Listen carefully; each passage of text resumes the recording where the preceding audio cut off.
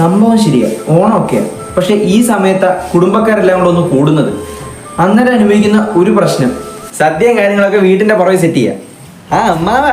അമ്മാവന്റെ മുന്നിലാണോ മുണ്ട് മടക്കി കുത്തുന്നേ? ആ, നിന്റെ എൻട്രൻസ് കൊടുത്തൊക്കെ എന്തോ അത് ഞാൻ എന്തുവാ കിട്ടിയില്ല അല്ലയോ? നിന്റെ അച്ഛൻ പറഞ്ഞായിരുന്നു. മുണ്ട് മടക്കി കുത്തുന്നോ? തറുതല്ല. ഇതൊക്കെ ഫോട്ടോന്ന് വെക്കാം.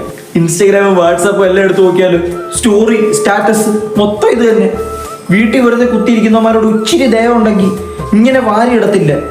ഒരു ഫോട്ടോ ഒന്നും അല്ല, ഒരു ദിവസം 10 ഫോട്ടോ വെച്ച് ഇവന്മാർ ദിവസം ഈ 28 ഓണം വരെ ഇടും. ബാക്കിയുള്ളവർ ഇതൊന്നും പോരാഞ്ഞ് ബാക്ക്ഗ്രൗണ്ട് മ്യൂസിക് തപ്പി നടക്കുന്ന സമയത്ത് അതിൻ്റെ ഒരു സാധനം അങ്ങ് ഇറക്കി.